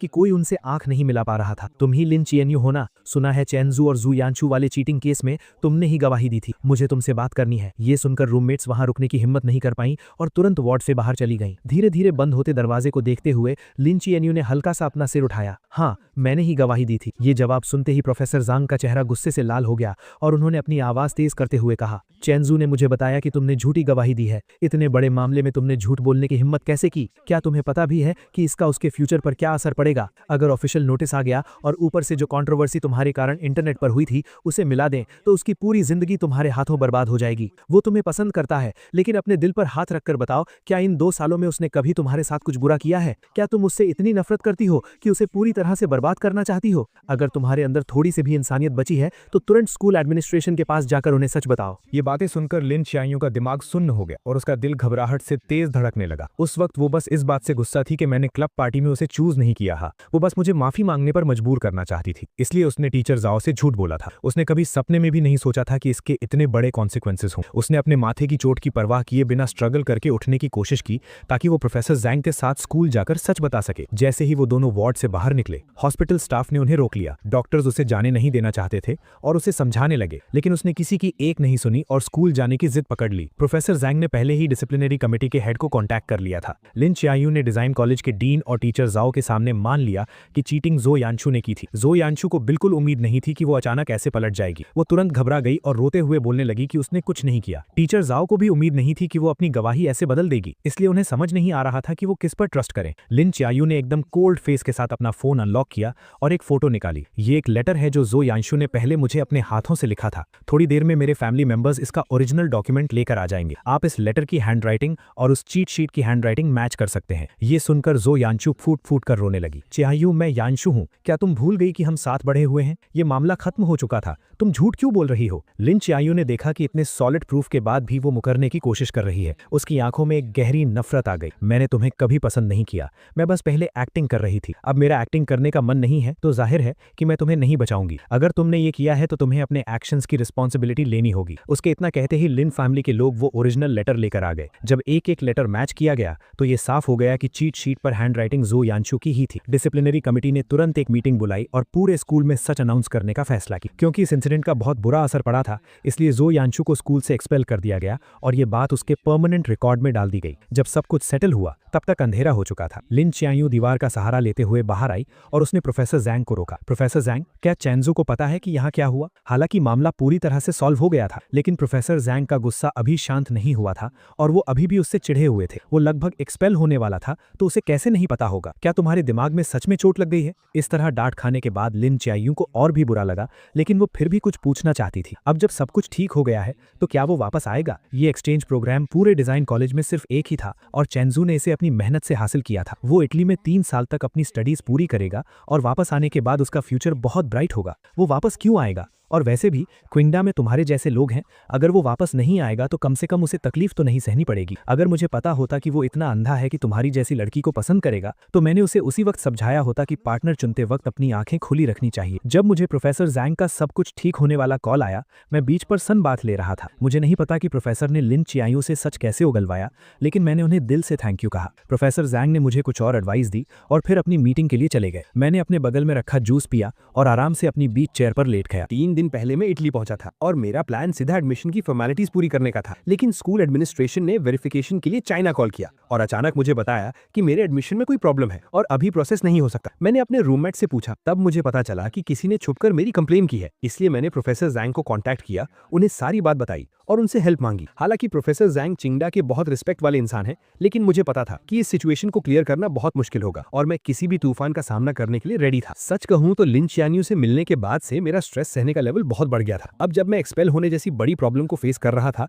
तब भी मैं एकदम चिल था, यहाँ तक कि मैंने रातों रात ही फ्लाइट टिकट बुक की और वेकेशन के लिए बीच पर आ गया। अब जब सब कुछ सॉल्व हो गया था तो मैं पूरी तरह से रिलैक्स हो गया और सोचने लगा कि वापस जाकर अपने एडमिशन के बचे हुए काम कब पूरे करूं। मैं फ्लाइट सर्च कर ही रहा था कि तभी हॉस्टल ग्रुप चैट पर एक नोटिफिकेशन आया, चेंजू अभी लिन चियान्यू हॉस्टल आई थी और तुम्हारा कॉन्टैक्ट नंबर मांग रही थी। वो कह रही थी कि उसे माफी मांगनी है, लेकिन हम उसके धोखे में नहीं आने वाले, तुम टेंशन मत लो। हमने उसे एक नंबर भी नहीं दिया। तुम्हें नहीं पता वो अभी कितनी कमजोर और बीमार लग रही थी, उसके सिर पर पट्टियां बनी हुई थी। सुना है कि वो पिछले 2 दिन से आईसीयू में थी। सच में कर्मा इज रियल, वो इसी लायक है। इन मजेदार बातों को पढ़कर मेरे दिमाग में तुरंत वो सीन आ गया जब लिन चियान्यू मेरा नया नंबर मांग रही होगी और उसे मना कर दिया गया होगा। मेरे होठों पर एक स्माइल आ गई। मैंने ग्रुप में एक बड़ा सा रेड एनवेलप भेजा और लिखा, इन दिनों मेरी हेल्प करने के लिए आप सबका बहुत बहुत थैंक यू। सब कुछ अच्छे से सॉल्व हो गया है। जब ये 3 साल पूरे हो जाएंगे और मैं चाइना वापस आऊंगा तो मैं आप सबको ट्रीट दूंगा और पर्सनली थैंक यू कहूंगा। मिलान वापस जाने की सबसे अर्ली फ्लाइट बुक करने के बाद मैंने अंगड़ाई ली और खड़ा हो गया। मैं उस सॉफ्ट बीच पर चलते हुए अपने होटल की तरफ जाने लगा। इस बार एडमिशन का प्रोसेस एकदम स्मूथली हो गया, कोई प्रॉब्लम नहीं। मैंने अपने हाथ में ऑफिशियल स्टैंप लगे डॉक्यूमेंट्स और अपना नया स्टूडेंट आईडी कार्ड देखा और मेरे चेहरे पर एक सेटिस्फैक्शन वाली स्माइल आ गई। क्या आप हॉस्टल में रहेंगे या अपना अपार्टमेंट ढूंढेंगे? मैंने पहले ही एक अपार्टमेंट ढूंढ लिया है। मुझे इंटरनेशनल स्टूडेंट्स वाले क्राउडेड हॉस्टल्स में रहना पसंद नहीं है, इसलिए मैंने आने से पहले ही स्कूल के पास एक छोटा सा अपार्टमेंट खरीद लिया था। मैं तुरंत अपना लगेज लेकर वहां चला गया। वहां पहुंचने के बाद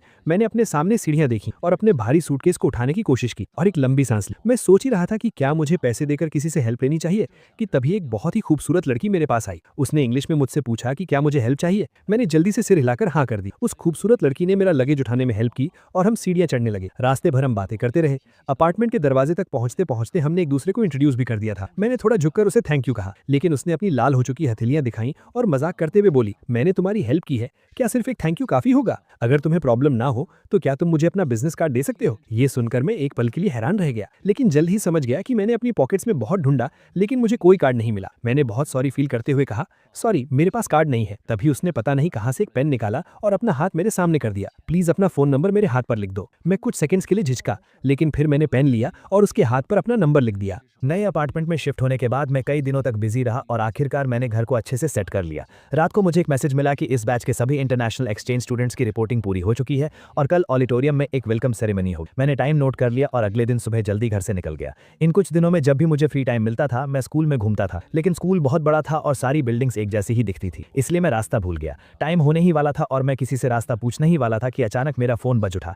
एक अननोन नंबर था। कुछ सेकंड सोचने के बाद मैंने पिक कर ली। मुझे एक बहुत ही जानी पहचानी आवाज सुनाई दी, लेकिन मैं याद नहीं कर पा रहा था कि ये किसकी आवाज है। मैं अभी कंफ्यूज ही था कि अचानक पीछे से किसी ने मेरे कंधे पर हाथ रखा। मैंने पीछे मुड़कर देखा तो वो सिल्विया थी, वही खूबसूरत लड़की जिसने कुछ दिन पहले मेरी हेल्प की। वो स्माइल करते हुए मुझे हाय कह रही थी और उसका फोन अभी भी उसके कान पर था। तब मुझे समझ आया कि ये उसका नंबर था। मेरे चेहरे पर एक सरप्राइज भरा एक्सप्रेशन आ गया। हम दोनों एक साथ हंस पड़े। तुम कहाँ खोए हुए हो? मैंने सच सच बता दिया कि मैं रास्ता भटक गया हूँ। ऑडिटोरियम का नाम सुनकर उसने तुरंत कहा कि उसे भी वहीं जाना है और वो मुझे रास्ता दिखा सकती है। मैं भी वहीं जा रही हूँ, चलो मैं तुम्हें ले चलती हूँ। मुझे उस पर कोई शक नहीं हुआ। हम दोनों एक भूल भुलैया जैसे कॉलेज कैंपस में घूमते हुए हंसते बोलते जा रहे थे। करीब 10 मिनट चलने के बाद सिल्विया ने सामने वाली बिल्डिंग की तरफ इशारा करते हुए कहा, हम पहुंच गए। मैंने अपना फोन निकालकर चेक किया और वो बिल्डिंग बिल्कुल वैसी ही लग रही थी जैसी एलुमनाई ने फोटो में भेजी थी। मैंने जल्दी से हाथ हिलाकर सिल्विया को थैंक यू कहा। ये वेलकम सेरेमनी 2 घंटे तक चली। जब मैं ऑडिटोरियम से बाहर बाहर आया तो मेरी कमर दर्द करने लगी। मैं सोच ही रहा था कि लंच कहाँ करूं, तभी अचानक मेरे सामने कोई आ गया। सिल्विया ने स्माइल करते हुए मुझे हाय कहा और मेरे लंच प्लान के बारे में पूछा। मैं खुद इस बात को लेकर परेशान था। उसने मेरी परेशानी समझ ली और एक रेस्टोरेंट सजेस्ट करते हुए मुझे साथ चलने के लिए इन्वाइट किया। मैं मान गया और उसके साथ स्कूल से बाहर निकल गया।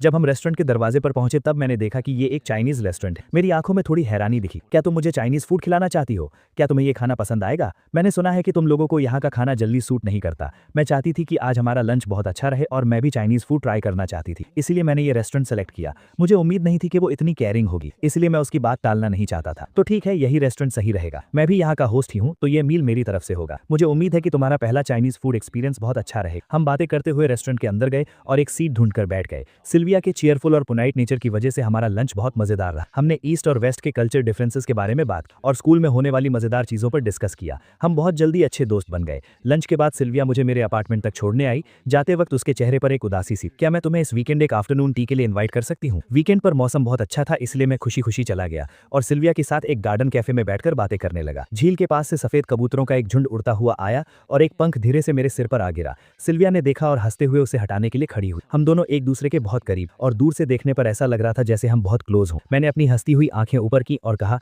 Thank you. मैंने जैसे ही ये कहा मेरी नजर अचानक बाईं तरफ गई और मेरी आंखें वहीं जम गई। वो औरत जो दरवाजे पर खड़ी थी, जिसके माथे पर पट्टी बंधी थी और जिसका चेहरा बिल्कुल उतरा हुआ था, वो मुझे लिन कियान यू जैसी क्यों लग रही थी? मैं उसे ध्यान से देख भी नहीं पाया था कि वो औरत गुस्से से मेरी तरफ आने लगी। उसने अपनी खून से लाल हो चुकी आंखों से नीचे रखे टेस्टी केक्स को देखा और उसकी नजरें हम दोनों के बीच घूमने लगी। ये कौन है? ये जानी पहचानी आवाज सुनकर मुझे पक्का हो गया कि ये लिन कियान यू ही है। मुझे नहीं पता था कि उसे कैसे पता चला कि मैं यहाँ हूँ, लेकिन मुझे उसे देखकर कोई हैरानी नहीं हुई। मुझे पता था कि एक न एक दिन वो मेरे पीछे इटली जरूर आएगी। आखिरकार लिन कियान यू की नजरों में मैं उसका एक ऐसा शिकार था जिसे वो आसानी से पकड़ सकती थी। वो मुझे अपनी नजरों से दूर भागने नहीं दे सकती थी। मैं उसे दोबारा फेस करने के लिए पहले से ही तैयार था, इसलिए उसके इतने बुरे बर्ताव के बाद भी मैं एकदम शांत। मेरी नई दोस्त है? कोई काम है क्या? दोस्त? कैसी दोस्त? तुम्हारी गर्लफ्रेंड है ना? आखिरी कुछ शब्द लिन कियान यू ने दांत पीसते हुए कहे। उसने कभी सपने में भी नहीं सोचा था कि वो इतनी बुरी चोट के साथ हजारों मील दूर मुझे सब कुछ सच बताने आएगी और मुझे किसी और लड़की के साथ डेट करते हुए देखेगी। तुम्हें विदेश आए हुए कुछ ही दिन हुए हैं और तुमने नई लड़की ढूंढ ली। क्या तुम वो नहीं हो जिसने 2 साल तक मुझे प्यार किया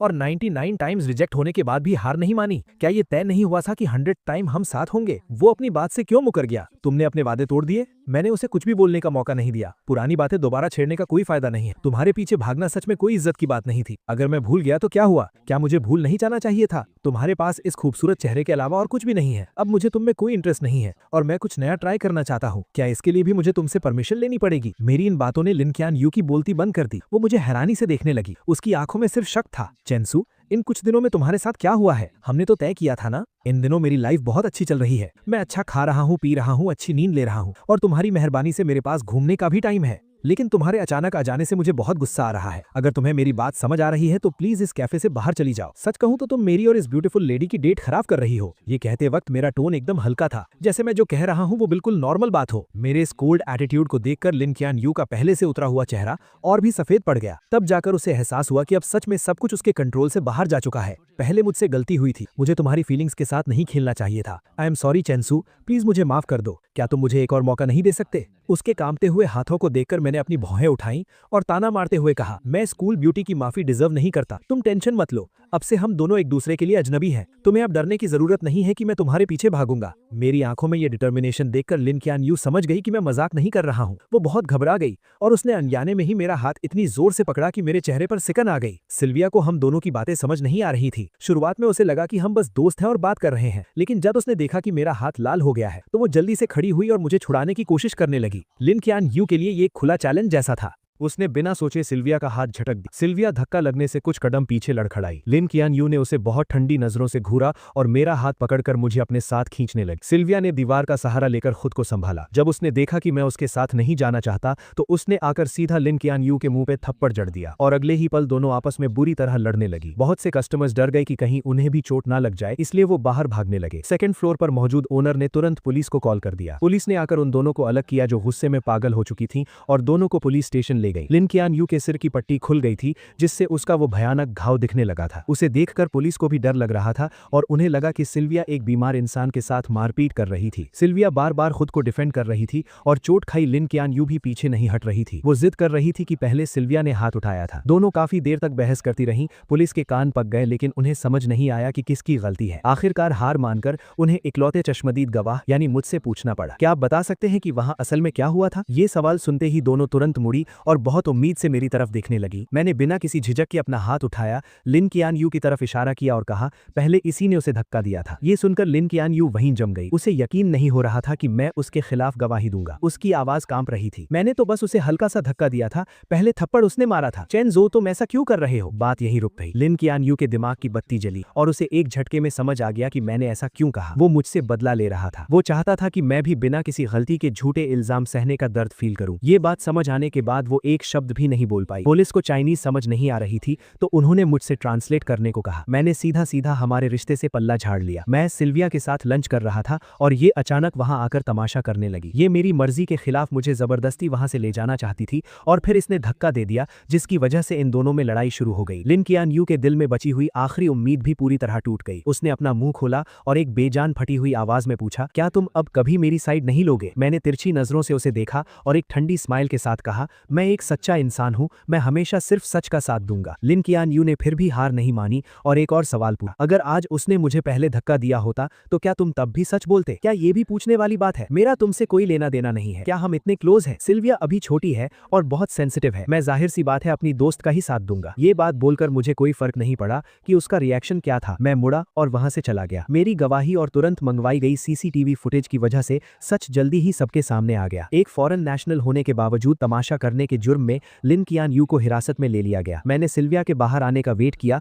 और उसे थैंक यू कहने के साथ साथ सॉरी भी कहा। उसने हाथ हिलाते हुए कहा कि उसे इन छोटी मोटी चोटों से कोई फर्क नहीं पड़ता। उल्टे उसने कहा कि आज की डेट खराब हो गई, इसलिए वो अगले हफ्ते फिर से मिलना चाहती है। मैंने बहुत ध्यान से सोचा। हालांकि सिल्विया सच में बहुत खूबसूरत है, लेकिन आज जो कुछ भी हुआ उसे देखकर मुझे लगा कि वो अभी उतनी समझदार और मैच्योर नहीं है। मुझे पता था कि लिन कियान यू इतनी आसानी से हार नहीं मानेगी और मैं सिल्विया को इसमें घसीटना नहीं चाहता था और ना ही दोबारा पुलिस स्टेशन के चक्कर लगाना चाहता था। मैं समझ सकता था कि सिल्विया के दिल में मेरे लिए कुछ फीलिंग्स थी, लेकिन अब मैं इमोशंस में बहकर फैसले नहीं लेता, इसलिए आखिर में मैंने पोलाइटली मना कर दिया। अगले 15-20 दिनों तक मुझे लिन क्वान यू कहीं नहीं दिखी। मेरी लाइफ फिर से ट्रैक पर आ गई। बाद में सिल्विया ने मुझे 2 बार और इनवाइट किया, लेकिन मेरे मना करने के बाद हमारा रिश्ता वहीं खत्म हो गया। मुझे इस थोड़े टाइम के कनेक्शन के टूटने का कोई दुख नहीं। इस विदेश में मुझे थोड़ी बहुत कुकिंग आती थी, इसीलिए मैं जल्दी ही इंटरनेशनल स्टूडेंट्स के ग्रुप में मिक्स हो गया। जब मैं लिन क्वान यू नाम के इंसान को लगभग भूलने ही वाला, वो अचानक फिर वापस आ गई। वो स्कूल में गुलाब और गुब्बारों से भरी एक गाड़ी लेकर आई और मेरा रास्ता रोक लिया। चारों तरफ से लोग हैरानी से देख रहे थे और मुझे समझ नहीं आ रहा था कि मैं क्या कहूँ। लिन क्वान यू को मेरे एक्सप्रेशन से कोई फर्क नहीं पड़ा।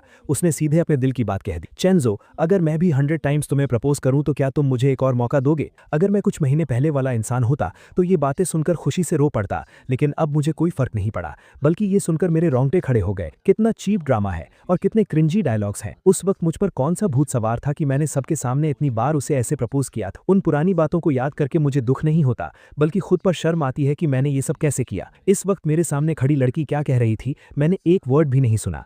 काफी देर तक कोई जवाब ना मिलने पर लिन क्वान यू और घबराने लगी। वो बेचैन हो गई और टेंशन में मेरी तरफ देखने लगी। मैंने सीधा उसकी नजरों को इग्नोर किया, पीछे मुड़ा और दूर खड़े लोगों को हाथ हिलाकर बुलाया, हाय गुचिंग शुए, गुसीची, तुम लोग कहाँ जा रहे हो? लिन क्वान यू ने मेरी नजरों का पीछा किया, तब उसे समझ आया कि मैं किसी और से बात कर रहा हूँ। ये देखकर लिन क्वान यू का दिल जैसे जम सा गया। लिन क्वान यू, चेंजो। बात अभी पूरी भी नहीं हुई थी कि गुचिंग शुए नाम की वो लड़की मेरे पास आई। उसकी आवाज बहुत फ्रेंडली थी। हम कैंपिंग पर जाने का प्लान कर रहे हैं चेंजो, क्या तुम भी चलोगे? मौसम बहुत अच्छा था, वीकेंड का कोई प्लान नहीं था और सामने एक बहुत बड़ी मुसीबत खड़ी थी। मेरे पास मना करने का कोई रीजन नहीं था, इसीलिए मैं तुरंत राजी हो गया। मैंने हंसते हुए उससे आज रात के प्लान्स के बारे में पूछा। हम दोनों ने लिन क्वान यू की तरफ मुड़कर भी नहीं देखा, बस आपस में बातें करते हुए कैंपिंग ग्रुप में शामिल हो गए। हम सबको दूर जाता देखकर लिन क्वान यू का चेहरा बुरी तरह सफेद पड़ गया। उसने अपनी मुट्ठी कस ली और गुचिंग शुए को बहुत जलन और नफरत भरी नजरों से देखने लगी। लिन क्वान यू हमारे पीछे पीछे शहर से बाहर तक आ गई। नदी के उस पार से वो साफ देख सकती थी कि हमारे बीच क्या हो रहा है। 7-8 इंटरनेशनल स्टूडेंट स्टूडेंट्स मिलकर पार्टी कर रहे थे और बहुत खुश लग रहे। वो हमारे बीच नहीं आ सकती थी, इसीलिए वो दूर से ही देखती रही, लेकिन मुझे जितना देखती उसका दिल उतना ही भारी होता जा रहा था। मैं जो कुछ भी कर रहा था, वो गुचिंग शुए नाम की लड़की हमेशा मेरे आसपास ही थी। मेरे और उसके बीच कभी भी 10 कदम से ज्यादा की दूरी नहीं हुई और हम लगातार करीब आ रहे थे। ये क्लोजनेस बाकी लोगों जैसी नॉर्मल नहीं थी। ये देखकर लिन कुआन यू की आंखें जलन से लाल हो रही थी और उसका बस नहीं चल रहा था कि वो आकर सीधा मुझे वहां से खींच ले जाए, लेकिन उसे अच्छे से पता था कि अगर उसने ऐसा कुछ किया तो मुझे बहुत गुस्सा आएगा। वो नहीं चाहती थी कि हमारा रिश्ता और खराब हो, इसीलिए वो आग में घी डालने वाला कोई काम नहीं कर सकती थी। उसे अपने दिल को जला रही उन सभी फीलिंग्स को दबाना पड़ा और खुद को काम रहने के लिए मनाना पड़ा। उसने लगातार 6 घंटे तक सब कुछ बर्दाश्त किया। धीरे धीरे अंधेरा होने लगा। हमने बॉनफायर जलाई और बहुत मजे से पार्टी कर रहे थे। वहां बहुत शोर था और मुझे इतनी आवाज की आदत नहीं थी, इसलिए मैं ताजी हवा खाने अकेले नदी के पास चला गया। मौका देखकर लिन कुआन यू मेरे पास आ गई। चेंजो, मुझे तुमसे कुछ बात करनी है। आज मेरा मूड बहुत अच्छा था, लेकिन फिर भी मुझे उसे देखकर अच्छा नहीं लग रहा था, इसलिए मेरी टोन थोड़ी रूखी थी। सॉरी, मुझे कुछ नहीं सुनना। ये बोलकर मैं जाने ही वाला था कि लिन कुआन यू घबरा गई। उसने सीधा मेरा हाथ पकड़ लिया। उसकी आंखों में एक रिक्वेस्ट थी, मुझे बस कुछ मिनट्स दे दो। चेंजो, कुछ बातें हैं जो मैं बहुत पहले से कहना चाहती थी। ये सुनकर मैंने आखिरकार सिर उठाकर उसकी तरफ देखा। मेरा एक्सप्रेशन बहुत अजीब था। बहुत पहले से क्या बात? कहीं ये वो बकवास तो नहीं कि तुम्हें मुझसे 2 साल पहले ही लव एट फर्स्ट साइट हो गया था? आखिरी बात कहते हुए मेरी आवाज में एक मजाक उड़ाने वाला टोन था। लिन कुआन यू को लगा जैसे उस पर बिजली गिर गई हो और वो सुन्न पड़ गई। उसने कभी सपने में भी नहीं सोचा था कि वो सीक्रेट जो उसने इतने अच्छे से छुपा कर रखा था वो मेरे मुंह से सुनेगी। मुझे कोई फर्क नहीं पड़ा कि वो कैसा फील कर रही है। मेरे चेहरे पर वो ताने वाली स्माइल और गहरी हो गई। लिन कुआन यू, जरा खुद सोचो, जो तुम बोल रही हो, मेरी बात छोड़ो, क्या कोई और इंसान, यहाँ तक कि तुम खुद भी इस बात पर यकीन करोगी? ऐसा कौन सा वन साइडेड लव है जो 2 साल तक एकदम परफेक्टली छुपाया जा सके? अपनी सेल्फ रिस्पेक्ट और ईगो को सेटिस्फाई करने के लिए अपने क्रश का प्रपोजल 99 टाइम्स सबके सामने कौन रिजेक्ट करता है? और हर मुश्किल और परेशानी के वक्त अपने पसंद के इंसान को बार बार दुश्मनों की साइड में कौन खड़ा करता है? क्या ये प्यार है? मुझे तो लगता है कि ये बहुत गहरी नफरत है। मेरे ये ताने सुनकर लिन कुआन यू का दिमाग सुन्न हो गया। उसने इन सब बातों को डिनाई करने की पूरी कोशिश की, लेकिन आखिर में वो खुद को डिफेंड करने के लिए एक वर्ड नहीं बोल पा। उसके मुंह से बस कुछ बेजान शब्द निकले, नहीं चेंजो, मैं सच में तुम्हें पसंद करती हूँ। मेरे आसपास के सब लोग ये बात जानते हैं। वो सब मेरे लिए गवाही दे सकते हैं। जब मुझे ही ये बात नहीं पता थी तो तुम किसे पसंद करती हो इससे मुझे क्या फर्क पड़ता है? वैसे भी मेरे पर्सपेक्टिव से तुमने शुरू से लेकर आखिर तक सिर्फ जो यानशु को ही पसंद किया है। तुम उसी के पास जाओ और उसे अपने सच्चे प्यार के बारे में बताओ। अपने दिल की बातें उससे शेयर करो। तुम दोनों एक साथ बहुत अच्छे लगते हो और सच कहूं तो शुरू से लेकर आखिर तक तुम लोगों ने मुझे बहुत डिस्गस्टेड फील कराया है। मेरे चेहरे पर वो साफ दिखने वाली नफरत लिन कुआन यू के बर्दाश्त के बाहर थी। उसकी बॉडी लगातार कांप रही थी, लेकिन फिर भी उसने मेरा हाथ नहीं छोड़ा। वो जिद में अड़ी थी कि वो मुझे जाने नहीं देगी। मेरे पास उसके साथ बहस करने का पेशेंस नहीं था। मैंने सीधा अपना हाथ खींचा और मुड़कर जाने लगा। जैसे ही मेरे और उसके हाथ अलग हुए, उसे लगा कि उसने अपना सब कुछ खो दिया है। उसके दिल में एक बहुत तेज दर्द उठा। उसके अंदर की सारी एनर्जी एक पल में खत्म हो गई और वो लड़खड़ाने लगी जैसे अभी गिर पड़ेगी। मैंने उसे बहुत खूबसूरती से इग्नोर किया और हल्के कदमों से वापस क्राउड के बीच चला गया। मुझे लगा था कि सारी बातें क्लियर करने के बाद लिन कुआन यू हार मान लेगी, लेकिन जल्द ही मुझे समझ आ गया कि इस इंसान के दिमाग में कोई बात घुसती ही नहीं है। अगले कुछ महीनों तक मैं जब भी घर से बाहर निकलता वो मुझे 20 मीटर के अंदर ही दिख जाती थी। हर कुछ दिनों में वो कुछ ना कुछ चीजें लेकर मेरे सामने आ जाती और कहती कि वो मुझे प्रपोज कर रही है। 1 बार, 2 बार, तीसरी बार, मुझे तो काउंट भी याद नहीं रहा। उसकी इस पागलों वाली जिद पर मैंने कभी कोई रिएक्शन नहीं दिया। अगर मैं उसे इग्नोर कर सकता था तो इग्नोर कर देता, और जब हद पार हो जाती तो मैं पब्लिक न्यूसेंस के नाम पर उसे वहां से बाहर निकलवा देता। इन सब चीजों की वजह से पूरे स्कूल को लिन कुआन यू नाम के इंसान के बारे में पता चल गया था। सबको पता था कि वो पागलों की तरह मेरे पीछे पड़ी है, इसलिए वो जहां भी जाती लोग उस पर उंगलियां उठाते, लेकिन उसे कोई फर्क नहीं पड़ा। वो बस मेरी ही परछाई बनकर घूमती रही। उसे लगा कि अगर वो कोशिश करती रहेगी तो एक दिन वो मेरा दिल जीत लेगी, लेकिन रियलिटी उसकी सोच से बहुत अलग था। मैं उसके किसी भी एक्शन से इंप्रेस नहीं हुआ, बल्कि मैंने उसके सामने दूसरी लड़कियों के प्रपोजल भी एक्सेप्ट कर ली। लिन कुआन यू के पास सिर्फ बेबस होकर मुझे आसपास की लड़कियों के करीब जाते देखने के अलावा और कोई ऑप्शन नहीं। धीरे धीरे लिन कुआन यू को मुझे हमेशा लड़कियों से घिरे देखने की आदत पड़ने लगी। उसे मानना ही पड़ा कि मैंने सही कहा था। मैं कभी भी उसकी प्रॉपर्टी नहीं था। बार बार रिजेक्ट होने के बाद वो एकदम सुन्न पड़ चुकी। मैं कितनी भी कड़वी बात कह दूं या उसे कैसी भी नफरत भरी नजर से देखूं, उसे अब दर्द फील होना बंद हो गया। वो गिनती करती रही 1 से लेकर 50 तक। सर्दियां बीत गईं, स्प्रिंग आ गया और फिर अर्ली समर आ गया। उसे लगा कि दिन ऐसे ही शांति से कटते रहेंगे, 50 से 100 तक, और शायद 101वीं बार भी। लिन कुआन यू ने कभी हार मानने का नहीं सोचा। जब उसे लगने लगा था कि वो सब कुछ नॉर्मल तरीके से हैंडल कर सकती है,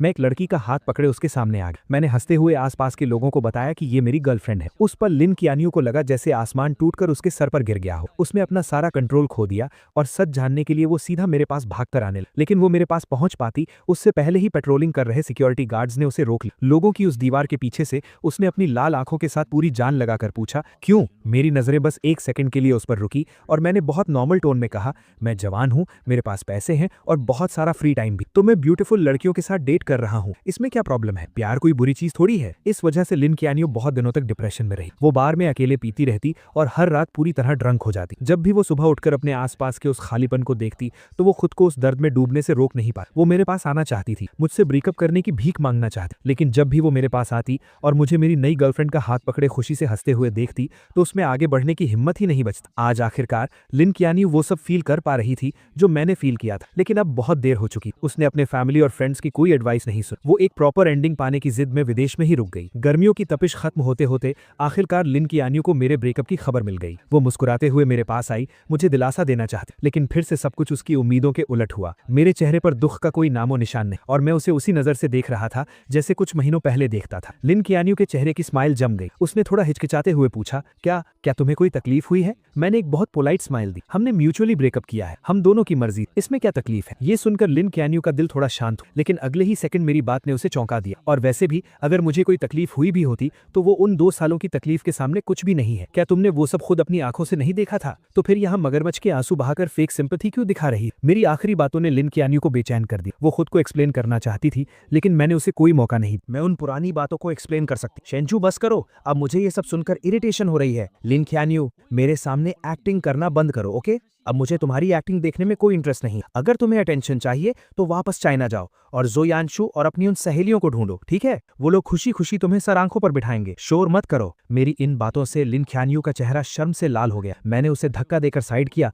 और सीधा टीचिंग बिल्डिंग की तरफ चला गया। किंग ने आसपास के सब लोगों को मेरे नाम के लिए करेक्ट कर दिया था। अब सब मुझे मेरे इंग्लिश नाम से बुलाते थे। बहुत कम लोगों को पता था कि मैं ही वो लू चेंशु हूँ जिसे प्रपोज किया जा रहा है। इस पॉइंट तक आते आते लिन कियानियो के प्रपोज करने के सारे आइडियाज खत्म हो चुके थे। आखिरकार उसके पिछले 99 प्रपोजल्स मुझे हिला तक नहीं पाए थे। अब वो सच में बेबस हो चुकी थी। आखिर में एक दोस्त की एडवाइस पर उसे एक आइडिया आया, 100th प्रपोजल। उसने स्कूल के स्मॉल गार्डन को सिलेक्ट किया। उसने वहां एक बहुत बड़ा डोमिनो इफेक्ट सेटअप किया जिसमें हमारी पहली मुलाकात का सीन बना हुआ था। उसने पेड़ों पर बहुत सारी स्टार लाइट्स लगा दी और रात में गार्डन की कैंडल्स जलाकर मुझे पास्ट की यादों में ले जाने का प्लान बनाया। मुझे धोखे से वहां बुलाने के लिए लिन कियानियो ने बहुत से लोगों की हेल्प ली और दर्जनों प्लान्स बनाए। इस बार वो मुझे पक्का यकीन दिलाना चाहती थी कि उसे सच में मुझे देखकर लव एट फर्स्ट साइट हुआ था और अब उसे अपनी गलती का सच में बहुत पछतावा है। सब कुछ रेडी था, लेकिन जब तय किया हुआ टाइम आया मैं वहां नहीं पहुंचा। लिन कियानियो पूरी तरह से पागल हो गई। उसने कार से हर वो जगह ढूंढी जहां मैं हो सकता था। 9 बजे का अलार्म बजा। वो अंधेरा गार्डन अचानक लाइट से जगमगा उठा।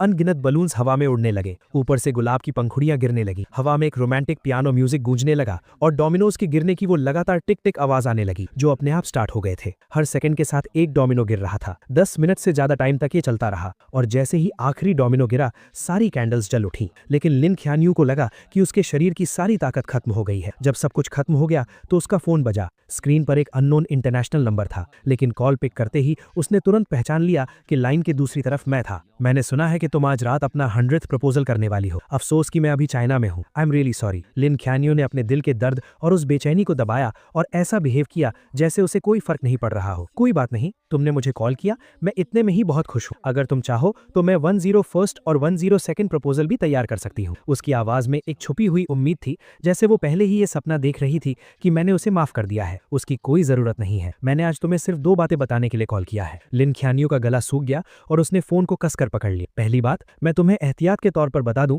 कि अभी सर्दियां चल रही हैं और हवा बहुत रूखी है। अगर तुम्हारा नाटक खत्म हो गया हो तो गार्डन की वो सारी कैंडल्स जल्दी से बुझा देना, कहीं ऐसा ना हो कि आग लग जाए। ये सुनकर लिन कियानियो ने अपना सिर ऊपर उठाया और देखा कि एक सूखा पत्ता धीरे धीरे नीचे गिर रहा है। दूसरी बात, मैं तुम्हें गुड न्यूज देना चाहता था। मैं फिर से रिलेशनशिप में हूँ और ये गर्लफ्रेंड मेरी पिछली गर्लफ्रेंड से भी ज्यादा खूबसूरत है। तुम्हारे प्रपोजल्स 100th टाइम पर ही रुक सकते हैं। मेरी इन कुछ नॉर्मल सी बातों ने लिन कियानियो के दिमाग में अनगिनत गूंज पैदा कर दी। एक ही पल में में उसे लगा जैसे उस पर किसी ने जादू कर दिया हो। उसके माथे पर एक बहुत तेज चुभने वाला दर्द होने लगा। उस भयानक दर्द में उसके शरीर में कोई जान नहीं बची। उसका फोन धड़ाम से नीचे गिरा और सीधा एक कैंडल स्टैंड पर जा लगा। कुछ ही सेकंड्स में गार्डन में बहुत तेज आग फैल गई, लेकिन उसने वहां से भागने या मदद के लिए चिल्लाने की कोई कोशिश नहीं की। वो एक मूर्ति की तरह वहीं खड़ी रही और उस गार्डन का एक हिस्सा बन गई। पूरी रात बीत गई। गार्डन के सारे पेड़ जलकर राख हो गए। शुक्र है कि किसी की जान नहीं गई। फायर फाइटर्स टाइम पर पहुंच गए और उन्होंने धुएं से बेहोश होने वाली लिन ख्यालियो को बचा लिया। हालांकि किस्मत से उसकी जान बच गई थी, लेकिन इस आग की घटना से चिंगडा स्कूल एडमिनिस्ट्रेशन बहुत गुस्से में था। उन्होंने स्ट्रिक्ट एटीट्यूड के साथ कहा कि वो इसके लिए जिम्मेदार इंसान को नहीं छोड़ेंगे। प्राइम सस्पेक्ट होने के नाते पुलिस ने लिन क्यान्यू को अरेस्ट कर लिया। जब लिन फैमिली को यह खबर मिली तो वो बहुत परेशान हो गए। उन्होंने उसे बचाने के लिए अपने सारे कनेक्शंस का इस्तेमाल किया, लेकिन क्योंकि ये एक इंटरनेशनल केस था,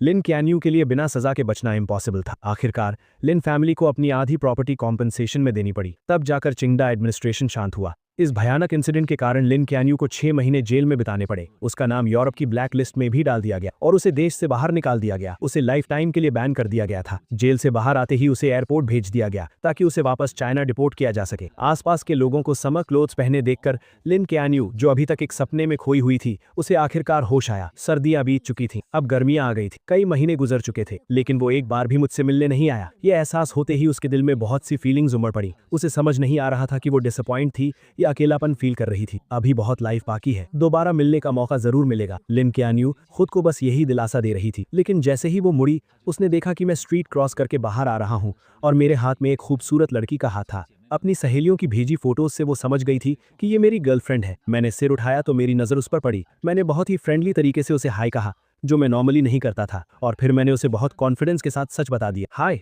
लॉन्ग टाइम नो सी, मैं अभी जर्मनी ट्रिप से वापस आया हूँ। तुम तो आखिरकार बाहर आ ही गई। वक्त सच में बहुत जल्दी बीत जाता है। मैं तुम्हें इंट्रोड्यूस करा दूं, ये मेरी नई गर्लफ्रेंड मोनिका है। चाइना वापस लौटने के बाद लिन क्यान्यू ने कुछ लोगों के थ्रू मुझे एक मैसेज भिजवाया था। उसने पूछा था कि क्या मैं ये सब एक्टिंग कर रहा हूँ या ये मेरा सच है। मैंने उसे कोई रिप्लाई नहीं दिया। अब तक मैं लिन क्यान्यू को पूरी तरह समझ चुका था। वो कहती थी कि वो मुझसे प्यार करती है, लेकिन असल में वो सिर्फ खुद से प्यार करती थी। उसके लिए मैं बस शो ऑफ करने वाला एक खिलौना था। विदेश में स्टडीज के दूसरे साल में मैंने हर मौके का फायदा उठाया और बहुत सारे कॉम्पिटिशन्स में हिस्सा लिया। दिन गुजरते गए और जल्द ही मेरे 3 साल का एक्सचेंज प्रोग्राम खत्म हो गया। मैं गोल्ड मेडल से भरा एक बॉक्स लेकर चाइना वापस आ गया। फ्लाइट से बाहर आते ही मैंने देखा कि मेरे पेरेंट्स और रूममेट्स हाथों में फूल लिए मेरा वेलकम करने के लिए खड़े हैं। जहां तक लिन क्यान्यू का सवाल है, मुझे पता है कि अब उसके पास मेरी लाइफ में दोबारा एंट्री करने का कोई मौका नहीं है। हम दोनों इस दुनिया की भीड़ में बस एक दूसरे के पास से गुजरने वाले 2 अजनबी हैं। हे दोस्तों, इस वीडियो को देखने के लिए आपका बहुत बहुत शुक्रिया। प्लीज इस वीडियो को लाइक और शेयर जरूर करें। तो प्लीज इस वीडियो को अपना पूरा सपोर्ट दें और ऐसी ही नई नई स्टोरीज के लिए चैनल को अभी सब्सक्राइब कर लें। मिलते हैं अगले वीडियो में।